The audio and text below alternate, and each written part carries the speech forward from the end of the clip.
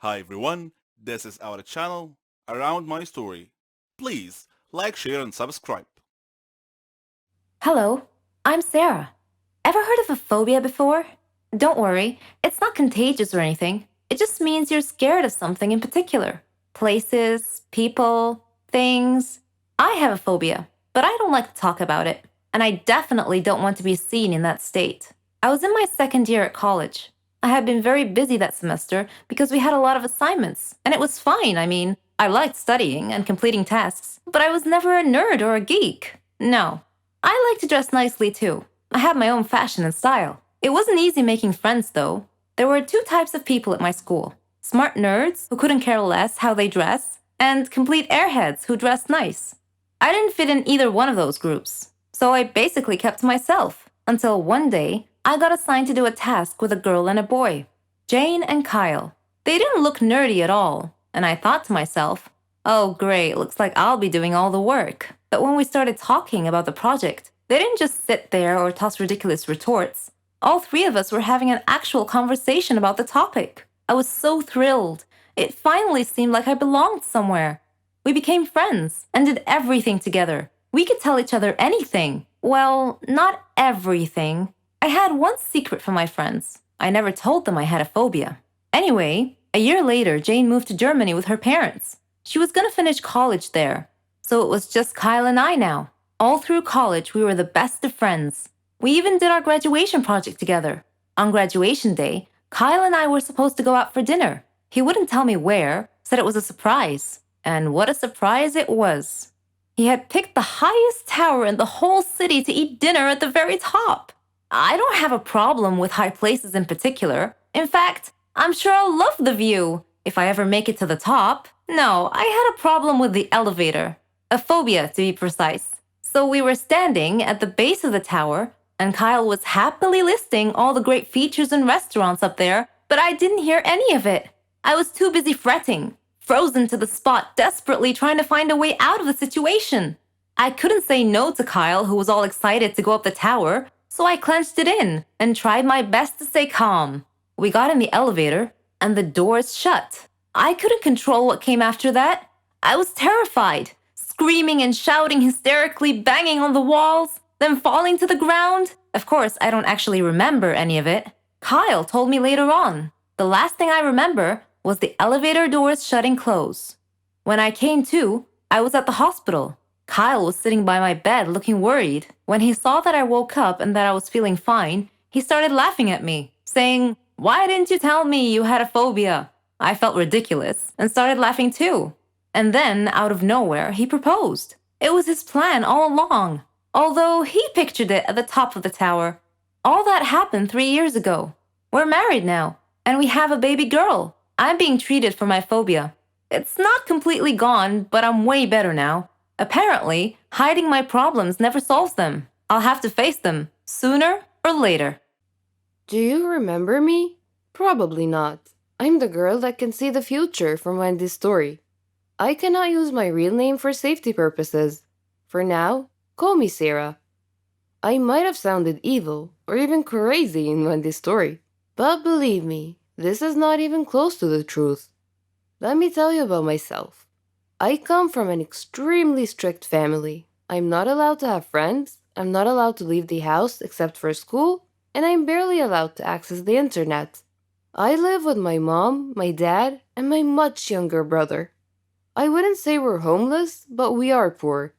I discovered my power when I saved my mom's life one time. I was only a kid, and we were picking up my brother from daycare.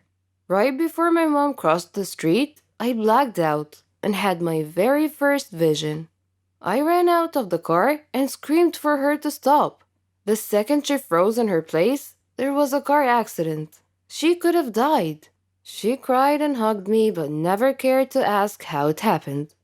We're not a close family, so I never told anyone. I kept having those visions ever since. Years later, I learned how to control them. The few minutes of internet I was allowed, I always tried to look for a reason why or how I got my power. I never got an answer. I needed a distraction because I felt lost and like I did not belong. Now that I'm finally in high school, I asked my parents if I could have a part-time job after school. They never gave me any money, and to be honest, I needed some. I knew they were going to say no, but to my surprise, they agreed on one condition, that I give them half of my paycheck. I agreed. I got a job as a waitress in a local restaurant, and it was weird dealing with new people, but it was also so exciting. I quickly made a couple of friends who worked with me. I couldn't bring myself to trust them, but at least I had someone to talk to. One day at the restaurant, I heard some customers talking about something called the dark web. I wondered what it was.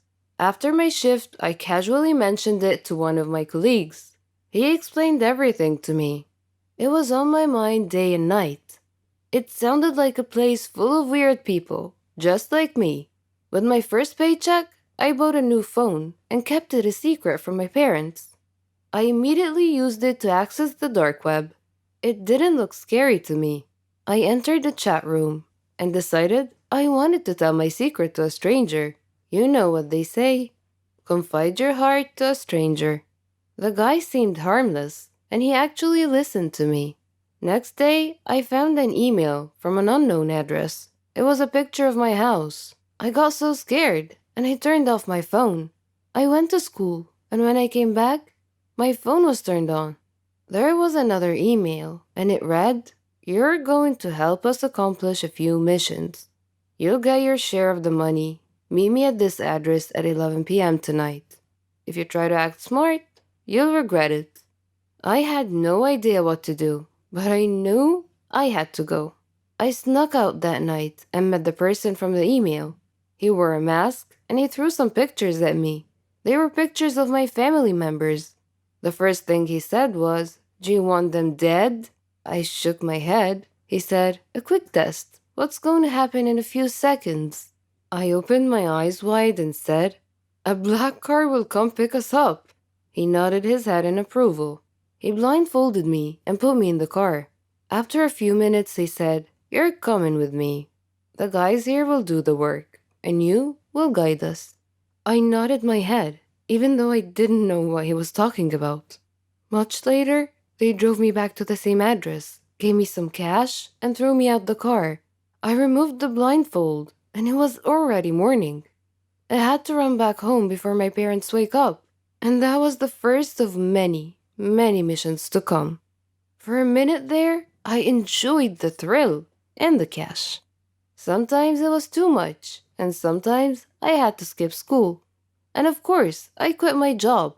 I worked for them for what seemed like a year, until what I feared the most happened. The gang I worked for asked me to help them track a person so they can kill him. It was not a matter of choice. It's either I help them or they kill me and my whole family. I tried to ignore the email. However, an hour later, a server appeared on my phone. It was titled, "We See You," and it was full of pictures from inside my house. 30 seconds later, the page dropped and disappeared. I can't even tell the police. I can't do anything. That is when it occurred to me that the only untraceable person in the whole world is Wendy. Next day at school, I looked all around for her. I finally ran into her in the bathroom. I couldn't utter a word. I only had one hope, that she would hear my thoughts. I focused as hard as I can to think loud and clear. Wendy was fixing her lipstick in the mirror, and after a few minutes, she dropped her lipstick and looked at me.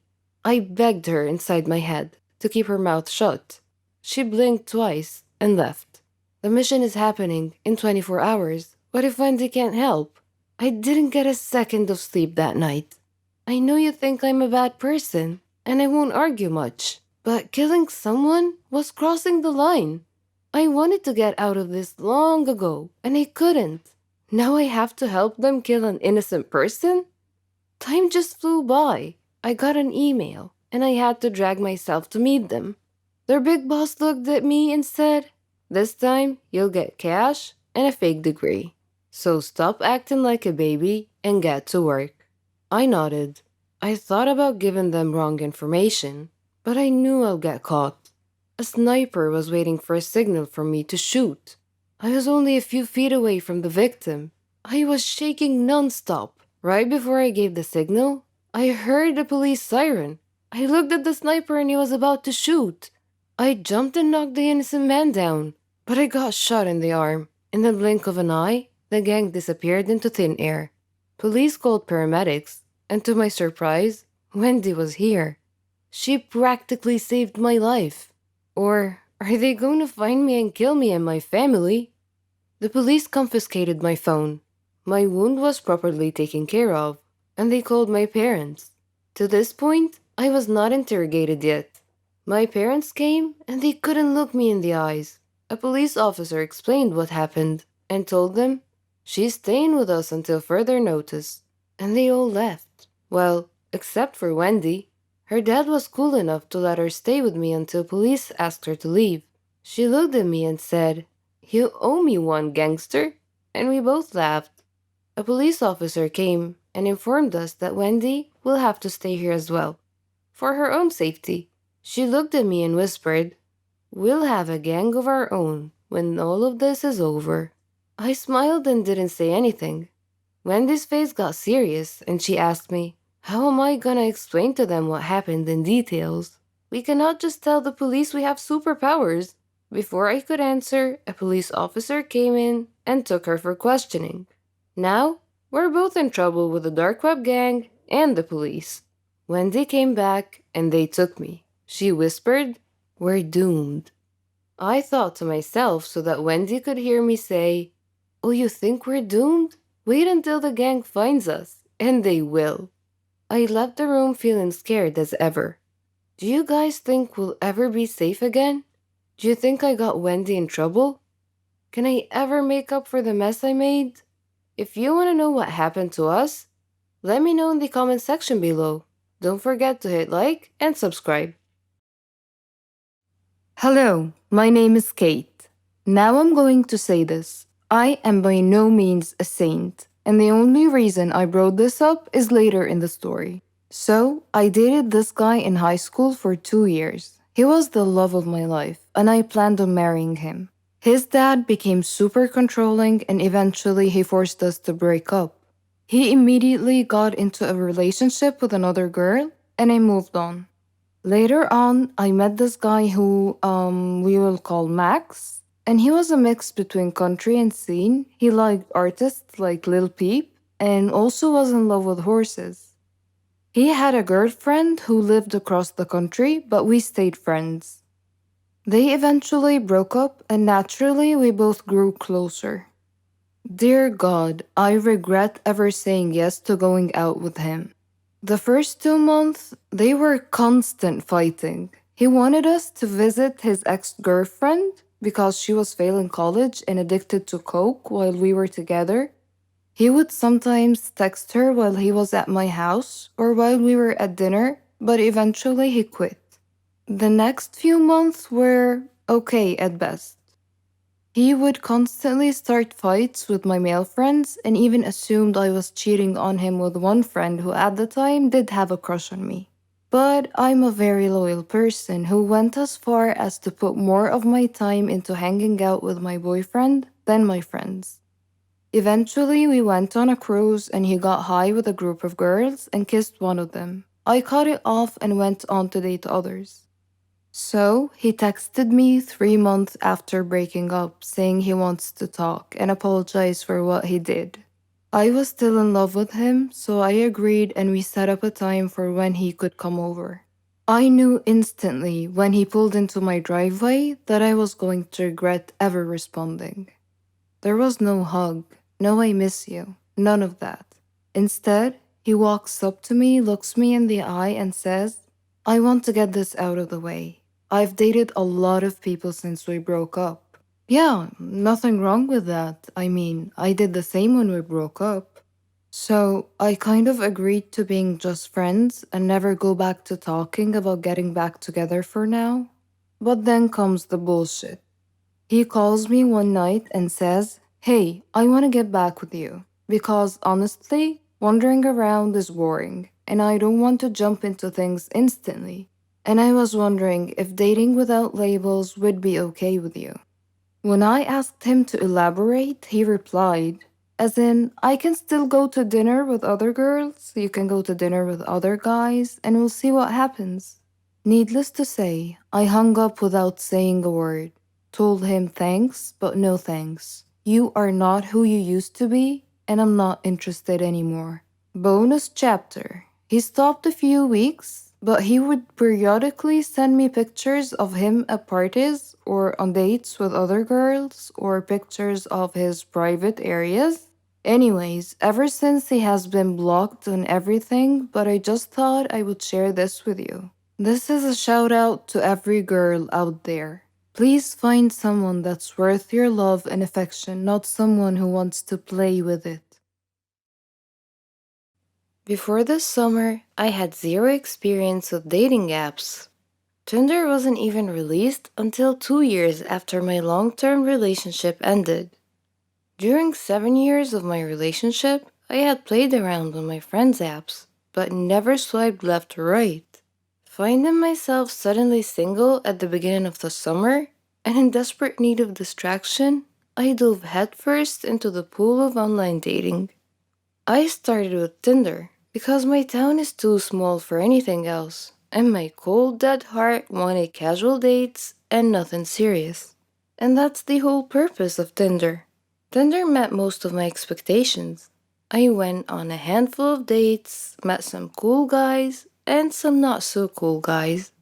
I even hung out with a few truly interesting people, like a radio DJ who runs a wedding business on the side. What I did not expect from Tinder, however, was how most of these interactions started to make me feel good about myself. I mean, really good about myself. Like every woman in the world, I have never been happy with my body. At a size 10, I'm labeled plus size, and I've worn glasses on and off throughout my whole life. When I'm out with my girlfriends, I'm never the girl who is hit on, flirted with, or even picked up. Ever since I hit puberty and became aware of attractive versus unattractive, I've thought of myself as filling the role of the fat friend who just sits back and smiles. Obviously, I've had boyfriends, but they've always been my friends first. So when they said you're gorgeous, what I heard was, I found you gorgeous only after getting to know you. I didn't immediately think you were pretty. I know that having someone attracted to your personality is way more important than thinking you're cute. But I wouldn't hate having just one guy who doesn't know me at all tell me that I'm attractive. Friends, family, and boyfriends, I don't believe. But a total stranger, that person I might actually listen to. This brings us back to Tinder. One of my first nights using the app, a friend and I sat on my back deck and decided who to swipe left and right on. With each It's a Match, we laughed and looked into the guy's profile a bit more. After the third match, I said, these guys are just judging me on my appearance, right? And my friend nodded. So they're only swiping because they think I'm cute? Or are they just swiping on every girl? We concluded that obviously some of the guys were swiping right on every girl, but the chances of every single guy doing that were slim. We swiped some more. When I started matching with guys who were classically good looking, well, I won't lie, that felt really good. A hot guy actually thinks that I'm attractive? What? No. How could that be? Then the messages started. Some guys went right in with, you're really pretty. Others went in for a conversation first before giving out compliments here and there. I know that this is how people operate on Tinder, but keep in mind that I'm not used to anything. It wasn't until I started meeting with these guys that I wondered, can Tinder actually boost my self-esteem? Two guys asked how someone as pretty as me was still single. I went on a date with one guy who told me in Spanish that I was beautiful. Another guy who I'd met up with a few times asked me, are you looking for something serious? I laughed like a loon in response. It wasn't the question that surprised me. It was the fact that I was coming from an incredibly attractive, incredibly fit guy. Because yes, I'm being shallow and only swiping right on guys who I find physically attractive. When I was done laughing, I said something awkward like, "Oh, maybe? I mean, I'm not against it." My mind, however, was saying, "Are you serious? Have you seen yourself? Have you seen me?" I was in fact not attractive, but I simply knew how to dress well. I retreated into my unhealthy shell. Soon after that guy, I hung out with a sweet, nerdy medical student who was in town on a vacation. We got along well.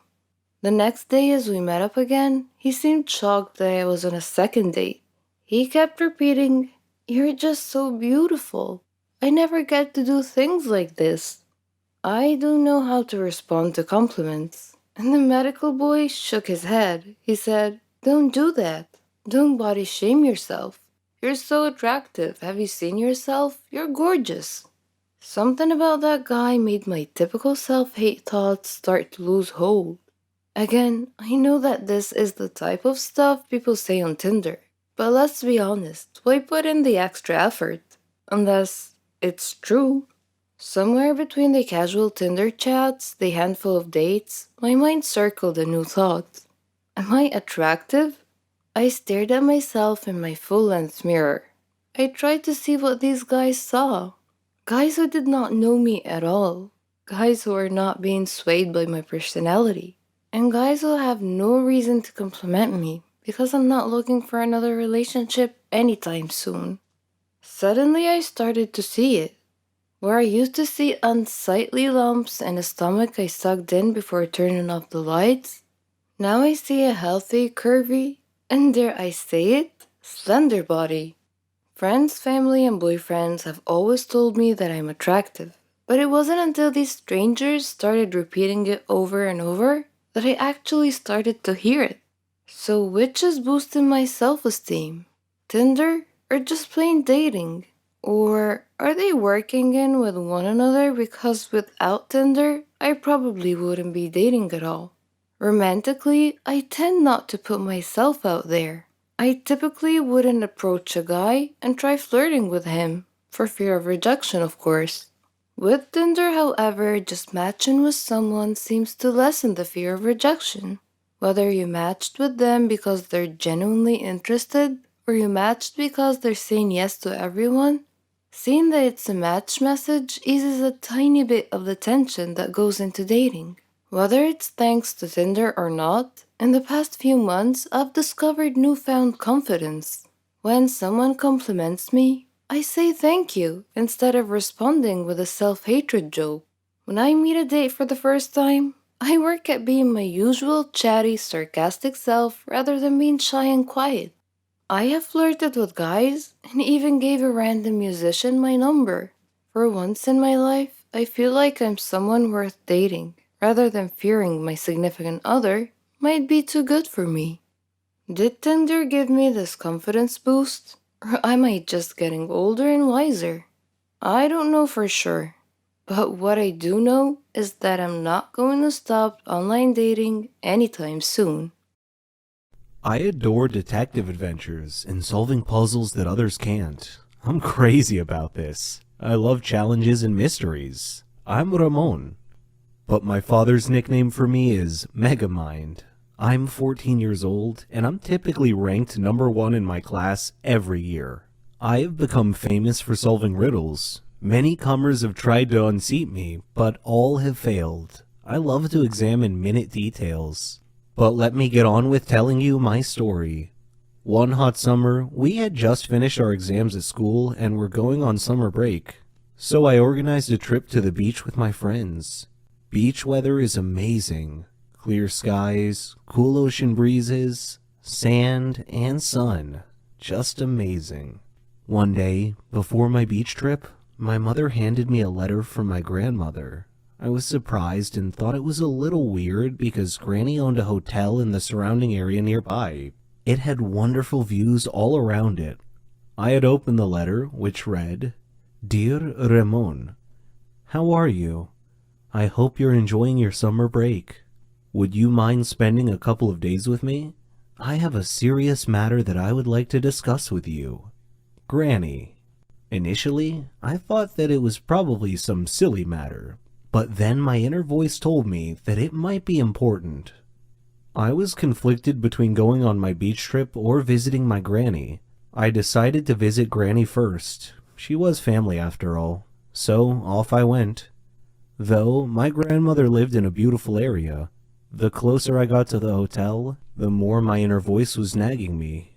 When I arrived at the hotel, Granny was waiting for me. She smiled and hugged me. I had missed her so much. She had company. Raul, her maintenance man, and Malika, her housekeeper and assistant. There weren't any guests in the hotel at the time, and I asked her why. Her face changed, and she said that was what she wanted to speak to me about. So we went to her room to talk. She then proceeded to tell me that the hotel was haunted. Haunted? I exclaimed. What makes you think that? Granny said, the hotel has evil spirits that frighten the guests at night. I didn't want to believe it, but I knew Granny was a rational person. I suspected there was more to this than meets the eye, so I decided to investigate this intriguing mystery. On my first night at the hotel, I waited until midnight. Then I lit a candle and walked through the halls of the hotel. There were photos on the wall, and I could hear whispering and the rustle of the leaves outside. It was a little spooky and unsettling, and made my blood run cold. Suddenly, I heard laughing on both sides of the hotel, and a shadow passed quickly in front of my eyes. Unnerved, I quickly returned to my room, where soon afterwards I heard something scratching on my door. I kept thinking to myself, I am not afraid. I am not afraid. Then the door began opening slowly. I saw a hand on the doorknob. Then the owner of the hand came into view. It was a cloaked, headless man holding a candle. I fainted. The next day, I woke up to find Granny and Malika standing beside me. Granny told me that I had been sleeping a long time. I asked what had happened, and they told me they heard me scream and came to my aid. When they found me, I was unconscious on the floor. At that moment, there was a knock on the door. It was Raul bringing me a drink. That was when I noticed something strange about Raul's face. It was emotionless. Then I glanced at his hands as I accepted the drink from him. That night, I again walked around the hotel. I found some steps at the end of a corridor that led to the basement. Down in the basement, I opened a maintenance door and found a tape recorder and a pile of clothes on a table. Suddenly, the lights went out. I was groping around in the dark and trying to find my way back when I heard the laughing again. Still, I continued stumbling ahead through the dark. I stepped on an electrical line and tore it off the wall. I returned to my room. My door opened slowly. I was hiding behind the door. I grabbed the loose electrical detonator and touched it to the doorknob. It was live, and I heard a grunt from the owner of the hand on the other side of the door as he or she was shocked. And I heard him or her fall to the floor. It took me a while to find the electrical panel, but I managed to get the lights back on.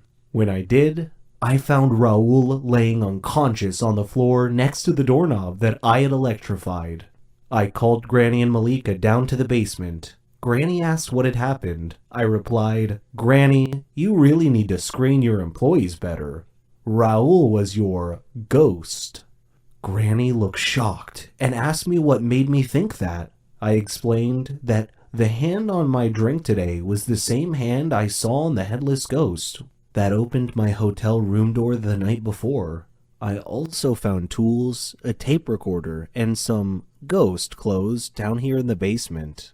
In addition, I found the earphones that had been placed around the hotel.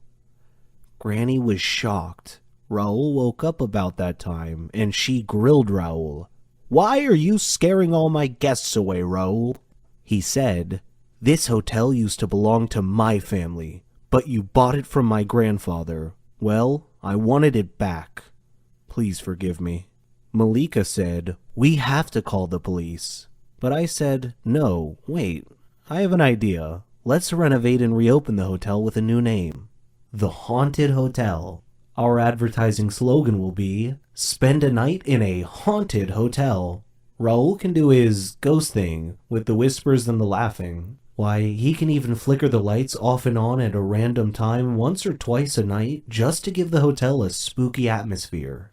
The idea proved to be a big hit. The haunted hotel attracted many tourists, and Granny's business prospered.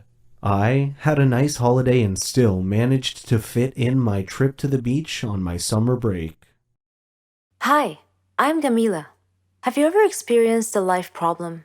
I know everyone has their own problems, but imagine you had to hide something all your life. Do you know what it feels like? If not, let me tell you. My name is Gamila. It means beautiful in Arabic, and I really am beautiful, or so I've been told. But I have a problem. I always wear a glove on my left hand anywhere I go, because I'm too embarrassed to show it to anyone. This has become my life problem. You see, I've had 7 fingers on my left hand since birth. My family couldn't afford a surgery to remove these extra 2 fingers. It would have cost a lot of money, and I would have had to travel abroad because we didn't have clever doctors or good hospitals in my area. So I've been wearing a glove on my left hand since I was young as a temporary solution for this problem. People always ask me about the glove, but I never answer. I just say that my fingers get cold. You would see me in the summer wearing a short, sleeveless blouse and a glove on my left hand. There were a lot of things I had to give up because of my hand. Once, I wanted to play gymnastics. My mom was okay with it, so I went to many places to train, but they all refused to accept me because of my 7-fingered hand, which they considered to be a problem. At school, my classmates would laugh and ridicule me a lot, so I never had a lot of friends, just a few. I got into the college of my dreams. I thought that people might stop this bullying, so I considered taking off the glove. But I was afraid, because I was going to join a new society, so I didn't. I went with the glove instead. I was surprised at the amount of bullying at college, more than I had ever seen. It was a good thing that I decided to wear my glove. There were a lot of bullies there. Then, something happened. It became a turning point in my life. One time, while I was standing and speaking with my friends, one of them suddenly pulled off my glove. This glove was old and wasn't very tight on my hand. I had been intending to buy a new one after school, but they all discovered my secret. Some were astonished, while others started making fun of me and bullying me. I stopped going to university for a whole week. People blamed me for something that wasn't my fault, but that was the story of my life. If I hid away now, I'd be in this mess forever. So I decided never to wear that glove again. I decided to face my fears. I am beautiful enough to live a good life. I decided to ignore all the bullies and take care of myself. I went to my college. I didn't care about people's opinions. I focused on my studies, had great success, and proved to myself and to others that I was not disabled. The disabled can't think or succeed. Later, when I was attending a lecture by a famous doctor, he noticed my hand and offered to operate on it and make it look normal. This surgery would be the first of its kind in my country, and I accepted. When I saw my hand after the surgery, I couldn't believe myself. Bullying can ruin people's lives, but as they say, no one can make you feel inferior without your consent.